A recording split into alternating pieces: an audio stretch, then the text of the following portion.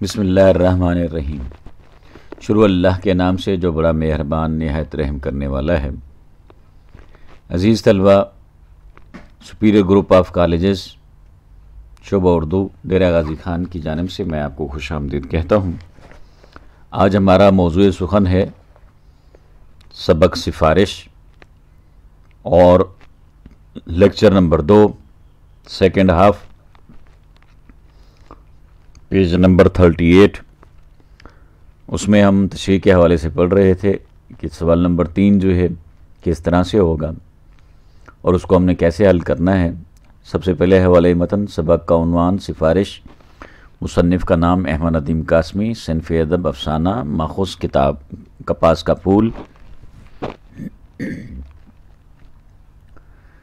اس page پر سب سے آخر میں جو 38 پیج پہ 2 لائنیں ہیں اور 2 لائنیں 39 پیج پہ ہیں، یہ تشریح کے لیے اہم ترین عبارت ہے۔ کپڑے تو میں نے بدل رکھے تھے، یہاں سے لے کر اسے دکھ بھی نہ ہو، کیونکہ یہ سبق جو ہے خلاصے کے حوالے سے بہت زیادہ امپارٹنٹ ہے اور اس میں صرف ایک ہی عبارت ہے جو تشریح کے حوالے سے امپارٹنٹ ہے اور پیپر میں بھی آ چکی ہے۔ خیر، اس سے پہلے پیج نمبر 38 پہ اگر یہ عبارت آ جاتی ہے تو اس کا سیاق و سباق جو ہے وہ کیسا ہوگا۔ اسکرین پہ جو ہے آپ کو سیاق و سباق لکھا ہوا نظر آ رہا ہے۔ تشریح طلب عبارت سے پہلے مصنف بتاتے ہیں کہ میں نے اسے تسلی دی اور ڈاکٹر جبار کو فون کیا، لیکن بدقسمتی سے ان سے بات نہ ہو سکی۔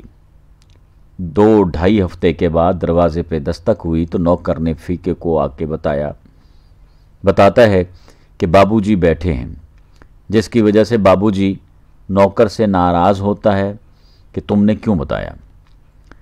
تشریح طلب عبارت کے بعد مصنف بتاتا ہے کہ جب بابو جی فیقے سے ملنے باہر آتا ہے تو فیقہ زار زار روتے ہوئے کہتا ہے کہ میرا بابا ٹھیک ہو گیا ہے، اسے بینائی اللہ نے دی ہے اور آپ نے دی ہے بابو جی۔ اس کے بعد بابو جی لمبی سانس لے کر کہتا ہے کوئی بات نہیں فیقے، کوئی بات نہیں۔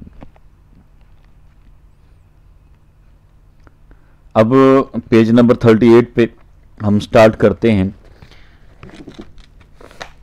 فیقے کا چہرہ ایک دم سرخ ہو گیا اور اس کی آنکھوں میں ممنونیت کی نمی جاگی، یعنی احسان مندی کی وجہ سے آنکھوں میں آنسو اکٹھے ہو گئے۔ جب ہی میں کہوں نرس بار بار یہ کیوں کہہ رہی ہے کہ دیکھو بوڑھے کو تکلیف نہ ہو۔ پھر میں وہاں سے چلا آیا۔ میرے قدم آہستہ آہستہ اٹھ رہے تھے مگر ذہن جیسے شکست کھا کے بھاگا جا رہا تھا۔ رات کو نیند نے ندامت دور کر دی مگر صبح ہی فیقہ دروازے پر موجود تھا۔ بولا آپ کی مہربانی سے داخلہ تو مل گیا تھا، پر اب انہوں نے بابا کو کوٹ لکھپت کے ہسپتال میں بھیج دیا ہے۔ یہ تو بڑا غضب ہوا بابو جی۔ آج میں اماں کو ساتھ لے کر گیا، 2 روپے گل ہو گئے، جل گئے۔ جس طرح انگارہ جلتا ہے، سرخ رنگ کا بن جاتا ہے انگارہ، پھول کی طرح لگتا ہے، اسی طرح یہاں پہ بھی انہوں نے گل کرنا، جلا دینا۔ کچھ ہو سکے تو کیجئے، میں نے کہا۔ میں ابھی جا کر ڈاکٹر جبار کو فون کرتا ہوں۔ میں نے فون کیا بھی مگر ڈاکٹر صاحب مل نہ سکے۔ پھر مصروفیتوں میں بات آئی گئی ہو گئی، یعنی ٹل گئی۔ 5-6 روز بعد میں نے فیقے کو دیکھا تو سوچا کہ نظریں چرا کے ساتھ والی گلی میں مڑ جاؤں اور وہاں سے بھاگ نکلوں، مگر فیقہ لپک کر میرے پاس آیا اور بولا بابو جی سمجھ میں نہیں آتا کہ آپ کے کس کس احسان کا بدلہ اتاروں گا۔ جھوٹ نے میری ندامت کو، میری شرمندگی کو کان سے پکڑ کر ایک طرف ہٹا دیا۔ واپس آ گیا نا تمہارا بابا؟ فیقہ بولا واپس بھی آ گیا اور آپریشن بھی ہو گیا، جو میرے کو پٹی کھل رہی ہے، دعا کیجیے۔ میں نے کہا اللہ رحم کرے گا۔ پھر وہ جمعے کی شام کو آیا تو بولتے ہی زار زار رونے لگا۔ बाबू जी गजब हो गया। पट्टी खुली तो पता चला एक आंख तो गई ही थी, दूसरी पर भी असर पड़ गया है। कहते हैं अब पहले ऑपरेशन का जख्म मिले तो दूसरा ऑपरेशन होगा और दूसरी आंख का भी होगा। मैंने उसे तसल्ली दी और उसे साथ लेकर सामने ही एक दुकान से डॉक्टर जब्बार को फ़ोन किया, मगर बदकिस्मती से वो फ़ोन पर मौजूद ना थे। फिर मैंने उससे वादा किया कि कल डॉक्टर जब्बार से मिलूँगा। वो अस्पताल में ना हुए तो उन्हें घर में जाकर पकड़ूंगा। दूसरे दिन मैं जा तो ना सका, अलबत्ता डॉक्टर जब्बार को फ़ोन ज़रूर किया। वो फिर गायब थे। उधर फ़ीका भी गायब हो गया। शायद 2-2.5 हफ्ते बाद दरवाजे पे दस्तक हुई। नौकर ने आकर बताया कि फ़ीका कोचवान आया है। मैंने भी उसे खिड़की में से देख लिया। बिल्कुल हल्दी हो रहा था। हल्दी हो रहा था यानी पीला हो रहा था, कमज़ोर हो रहा था।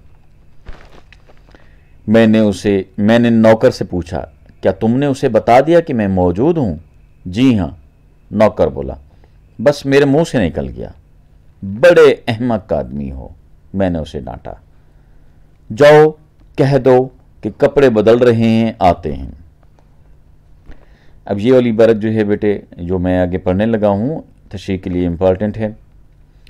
कपड़े तो मैंने बदल रखे थे, अलबत्ता मैं अपने तेवर बदलने की कोशिश करने लगा। फिर अचानक ख्याल आया कि कितना छोटा आदमी हूँ, 2 पैसे या 2 रुपए या चलो 2 लाख की भी बात नहीं, 2 आंखों की बात है और मैं झूठ बोले जा रहा हूँ। मुझे फ़ीके के सामने एतराफ़ कर लेना चाहिए कि मैं तुम्हारे लिए कुछ नहीं कर सका। फिर मैंने वो फ़िक्रे सोचे जो मुझे फ़ीके के सामने इस अंदाज से अदा करने थे कि उसे सच्ची बात भी मालूम हो जाए और उसे दुख भी ना हो। बेटा ये इबारत जो है बहुत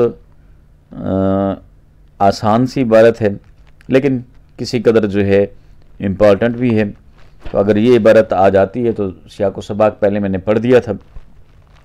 हाँ, अगर इसकी वजाहत वो कुछ इस तरह से होगी कि बाबूजी कहते हैं कि शर्मिंदगी और नदामत की वजह से मैं फ़ीके का सामना नहीं करना चाह रहा था, लेकिन जब मेरे मुलाजिम ने फ़ीके को जाके बता दिया तो मेरे लिए शर्मिंदगी के साथ फ़ीके का सामना करना पड़ने का मौका मिल गया।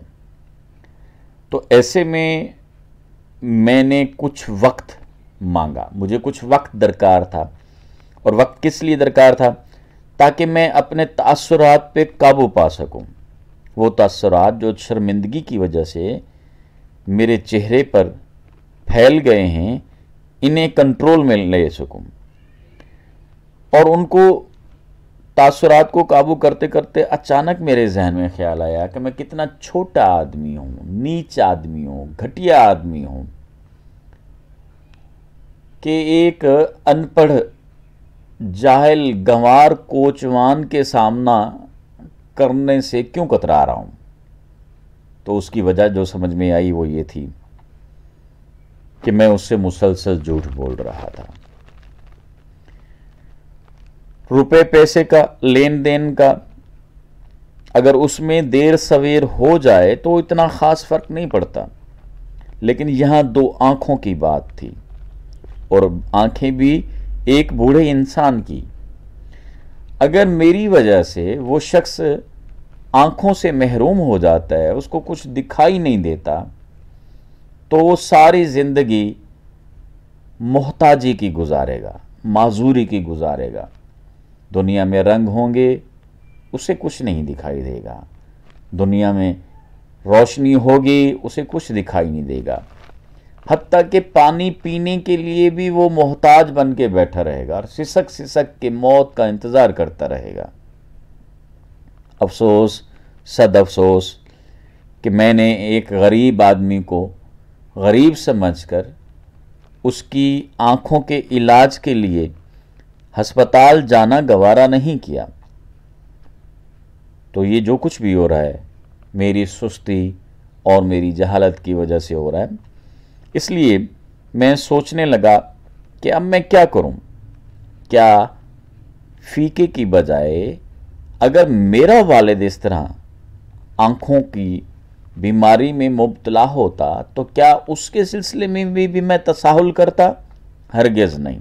पहली फुर्सत में اپنے والد کی آنکھوں کو ٹھیک کراتا، لیکن چونکہ یہاں معاملہ غریب کا تھا اس لیے وعدہ تو کرتا رہا، لیکن علاج کے لیے ہسپتال نہ گیا۔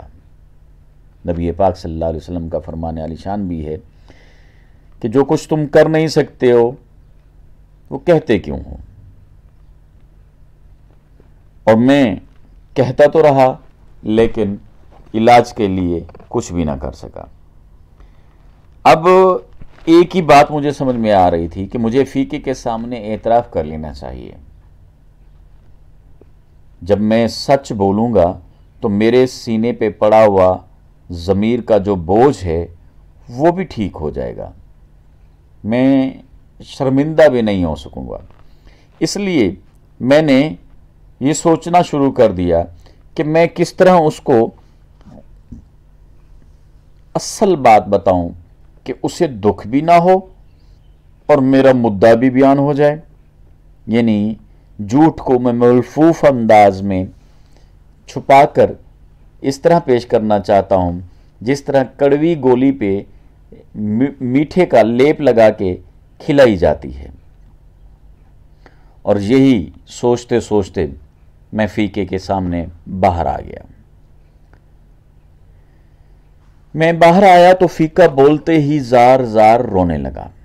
بابو جی کچھ سمجھ میں نہیں آتا کہ کچھ سمجھ میں نہیں آتا ڈیش ڈیش، یعنی ابھی وہ کچھ اور بھی کہنا چاہتا تھا لیکن اس کی آواز بھرا گئی، رونے والی ہو گئی۔ میرے سوچے ہوئے فکرے ایک دوسرے سے گتھم گتھا ہو گئے، گڈمڈ ہو گئے۔ بمشکل میں نے کہا، فیقے بات یہ ہے، فیقے کہ ڈیش ڈیش بات یہ ہے ڈیش ڈیش، یعنی میں بھی اس کو اصل بات بتانا چاہتا تھا، لیکن جب میں نے ایک بڑے شخص کو اپنے سامنے روتے ہوئے دیکھا تو اپنے جذبات پہ قابو نہ پا سکا اور میری وہ باتیں جو میں کہنا چاہتا تھا نہ کہہ سکا۔ آنسوؤں سے بھیگا ہوا بچوں کی طرح گول گول سرخ چہرہ لیے فیقہ اٹھا اور بولا، بابو جی کچھ سمجھ میں نہیں آتا، میں شکریہ ادا کروں تو کیسے کروں؟ میرا بابا ٹھیک ہو گیا ہے، اس کی دونوں آنکھیں ٹھیک ہو گئی ہیں، اسے بینائی اللہ نے دی ہے اور آپ نے دی ہے، آپ نے مجھے خرید لیا ہے بابو جی، قسم خدا کی میں عمر بھر آپ کا نوکر رہوں گا۔ اور میں نے ایک بہت لمبی بہت گہری سانس لے کر کہا، کوئی بات نہیں فیقے، کوئی بات نہیں۔ کپاس کا پھول، یہ وہ کتاب ہے جس میں سے یہ افسانہ ہمارے سلیبس کا حصہ بنایا گیا ہے۔ عزیز طلبہ، اس کے باوجود بھی اگر اس سبق میں سے کوئی بات آپ کو سمجھ میں نہ آئی ہو تو آپ ہمارے نمبر جو ہیں آپ لوگوں کے پاس موجود ہیں، آپ رابطہ کر سکتے ہیں۔ ہاں، اس کے سبق کے جو اہم ترین حوالہ جات ہیں تشریح کے حوالے سے وہ آپ کے سامنے اسکرین پہ آپ کو دکھائی دے رہے ہوں گے، جس میں فرمان الہی ہے کہ اللہ کی رحمت سے نا امیدی کفر ہے۔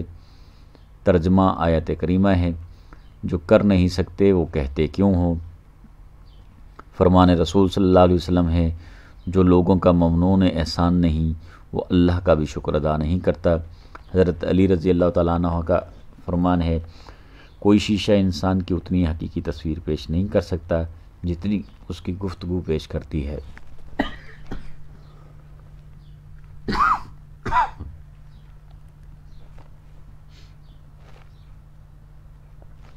بقول دانا، سچ کبھی جھوٹ سے شکست نہیں کھاتا۔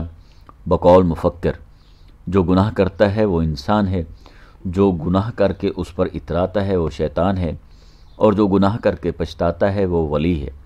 بقول دانا، انسان کے سینے میں جب تک سانس کی آمد و رفت کا سلسلہ جاری ہے اسے امید کا دامن نہیں چھوڑنا چاہیے۔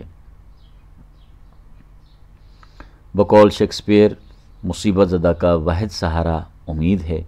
بقول مجدد الفسانی، اچھے لوگ وہ ہیں جو دوسروں کو اپنی ضرورت پر مقدم رکھیں۔